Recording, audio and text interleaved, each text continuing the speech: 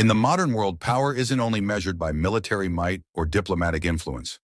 Today, it's measured in numbers, in markets, in supply chains, in policy shifts that move silently but reshape entire economies.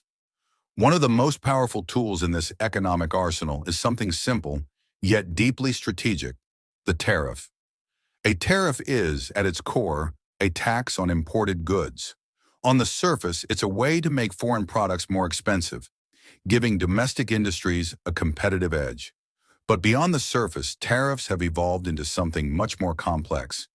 They are now political weapons used to pressure rivals, reward allies, and shift global power dynamics without firing a single shot. In 2018, the United States under President Donald Trump reignited a global conversation about tariffs by launching one of the most aggressive trade campaigns in modern history. Steel and aluminum imports were the first targets. Then came a sweeping series of tariffs on thousands of Chinese goods, ranging from industrial components to everyday consumer products. Even America's closest allies, Canada, Mexico, and the European Union, were not spared. The world watched as the U.S. declared a new era of economic nationalism. The message was loud and clear: America first. The goals were bold. First, to reduce the massive trade deficit with China, a country long accused of manipulating its currency and engaging in unfair trade practices. Second, to revive struggling American industries, like steel manufacturing, by shielding them from cheaper imports. And third, to force global partners to play by rules the U.S. deemed fair, especially regarding intellectual property theft, forced technology transfers, and access to foreign markets.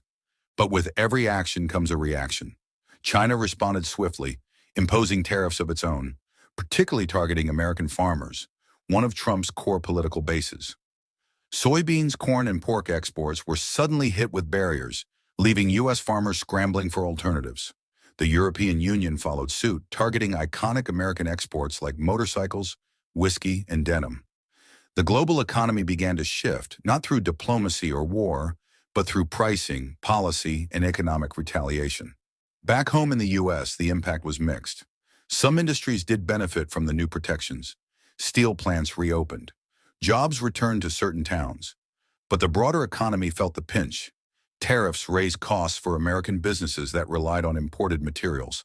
Supply chains were disrupted. Consumers paid more at the store, often without even realizing why.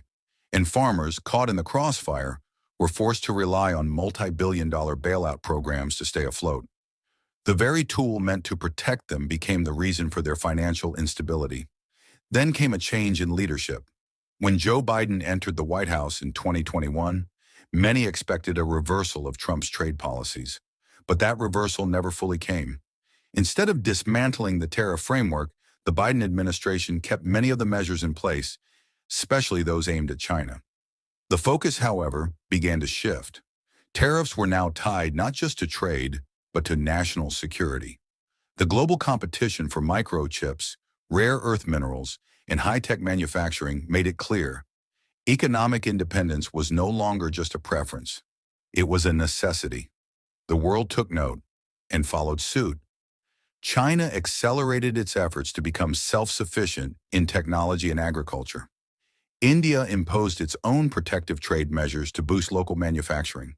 The European Union launched strategies to secure its supply chains and reduce dependence on foreign powers. Globalization, once seen as the unstoppable tide of progress, began to slow. Nations turned inward. The rules of trade were rewritten. We now live in a world that's entering the post-globalization era, one where open markets are no longer guaranteed, one where cooperation takes a back seat to self-preservation. And in this new reality, tariffs are no longer just economic tools. They are signals. Signals of distrust, of competition, of shifting power. The question that remains is not whether tariffs are effective. It's who will bear the long-term cost. Will consumers be the ones to pay more? Will global supply chains continue to fracture? And how will rising economic nationalism affect peace, diplomacy, and the fragile web that connects our economies? One thing is certain: the age of silent economic warfare is here, and tariffs are only the beginning. Don't forget, like and subscribe. See you in next video.